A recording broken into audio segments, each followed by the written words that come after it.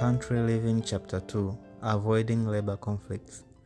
Withdraw to the freedom of rural areas. The time is fast coming when the controlling power of the labor unions will be very oppressive. Again and again, the Lord has instructed that our people are to take their families away from the cities into the country where they can raise their own provisions. For in the future, the problem of buying and selling will be a very serious one. We should now begin to heed the instruction given us over and over again. Get out of the cities into rural districts, where the houses are not crowded closely together, and where you will be free from the interference of enemies. Avoid party strifes. Men have confederated to oppose the Lord of hosts.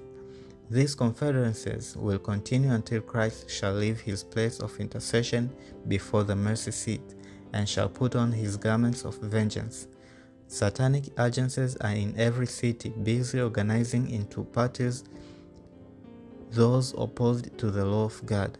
Professed saints and avowed unbelievers take their stand with these parties. This is no time for the people of God to be weakling.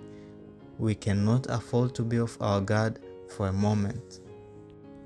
Labor trouble ahead. The trade unions will be one of the agencies that will bring upon this earth a time of trouble such as has not been since the world began. Conflicts between trade confederacies and the labor unions. The work of the people of God is to prepare for the events of the future, which will soon come upon them with blinding force.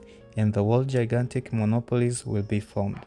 Men will bind themselves together in unions that will wrap them in the fold of the enemy.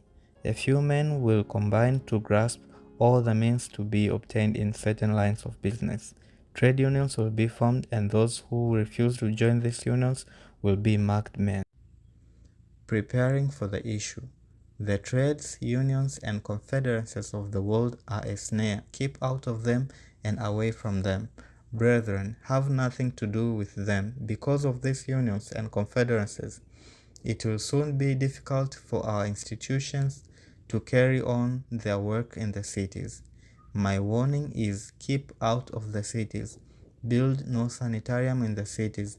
Educate our people to get out of the cities into the country, where they can obtain a small piece of land and make a home for themselves and their children.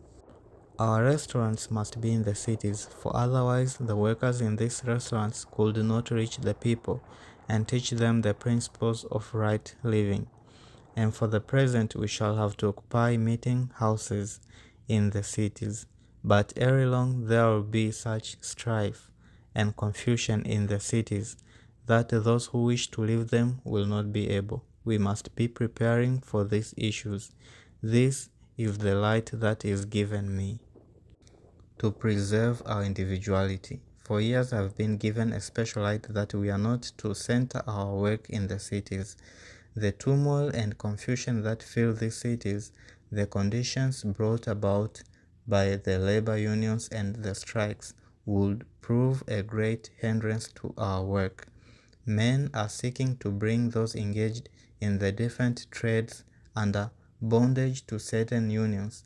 This is not God's planning, but the planning of a power that we should in no wise acknowledge.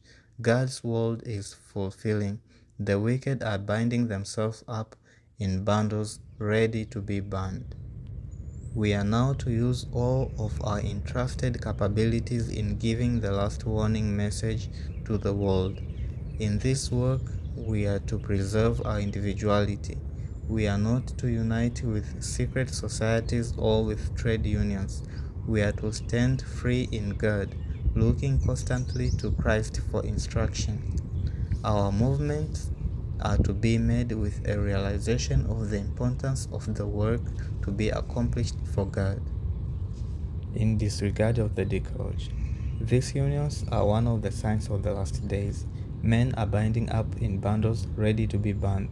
They may be church members, but while they belong to these unions, they cannot possibly keep the commandments of God.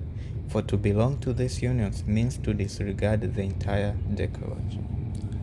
Thou shalt love the Lord thy God with all thy heart, and with all thy soul, and with all thy strength, and with all thy mind, and thy neighbor as thyself. These words sum up the whole duty of man. They mean the consecration of the whole being, body, soul, and spirit to God's service. How can men obey these words and at the same time pledge themselves to support that which deprives their neighbors of freedom of action? And how can men obey these words and from combinations that rob the poorer classes of their advantages, which justly belongs to them, preventing them from buying or selling except under certain conditions? Unions that are formed or shall be formed.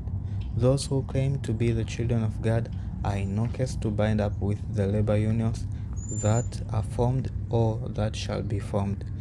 This the Lord forbids.